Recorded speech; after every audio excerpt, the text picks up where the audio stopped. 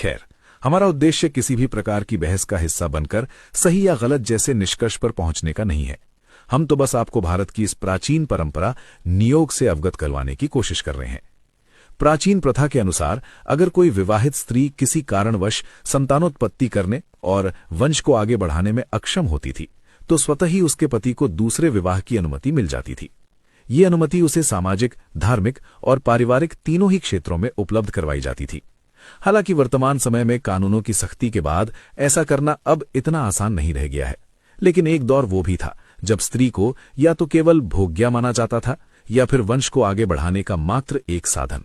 लेकिन इसके विपरीत अगर कोई पुरुष वीर्यहीन या नपुंसक है तो उसकी पत्नी को संतान के जन्म के लिए एक अन्य विवाह करने की अनुमति तो नहीं, लेकिन गर्भाधान करने के लिए एक समगोत्रीय उच्च कुल के पुरुष के साथ शारीरिक संबंध स्थापित करने की सुविधा जरूर उपलब्ध करवाई जाती थी। इस सुविधा को नियोग के नाम से जाना जाता है, जिसका आशय किसी भी प्रकार के यौन आनंद से ना होकर सिर्फ और सिर्फ संतान को जन्म देने से है।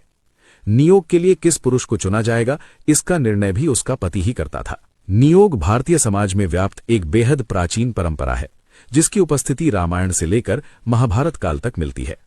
आज भी बहुत से भारतीय समुदायों में नियोग द्वारा संतान उत्पत्ति की प्रक्रिया को पूरी धार्मिक परंपरा के अनुसार अपनाया जा रहा है।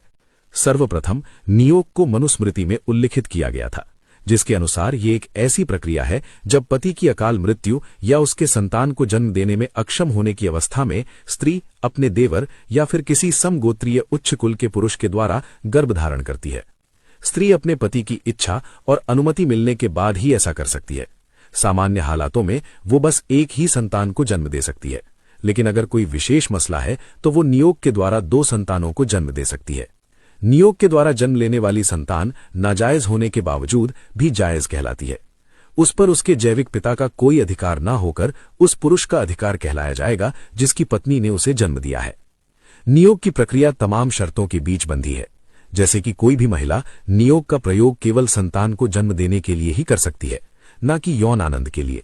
नियोग के लिए नियुक्त किया गया पुरुष धर्म पालन के लिए ही इसे अपनाएगा। उसका धर्म स्त्री को केवल संतान उत्पत्ति के लिए सहायता करना होगा। संतान के उत्पन्न होने के बाद नियुक्त पुरुष उससे किसी भी प्रकार का कोई संबंध नहीं रखेगा। आपको बता दें कि नियोग से पहले संबंधित स्त्री और नियुक्त किए गए पुरुष के शरीर पर घी का लेप लगा दिया जाता था, ताकि उनके भीतर किसी भी प्रकार की वासना जागृत न हो सके।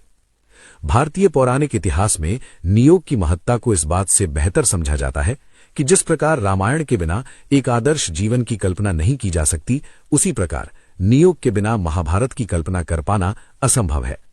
महाभारत में विचित्र वीर्य की अकाल मृत्यु हो जाने के बाद उसकी दोनों पत्नियों अंबिका और अंबालिका नियोग का सहारा लेकर संतान को जन्म देती हैं। इस प्रक्रिया के लिए वेद व्यास को नियुक्त किया जाता है। धृतराष्ट्र और पांडु का जन्म नियोग द्वारा हुआ था।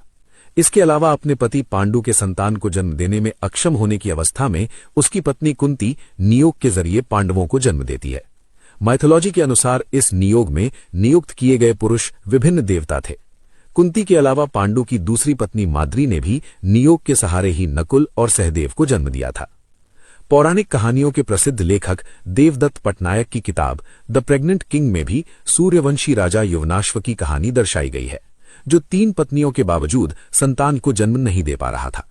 ऐसे में युवनाश्व के महल में नियोग के द्वारा संतान को जन्म देकर वंश को आगे बढ़ाने की बातें उठने लगी थी।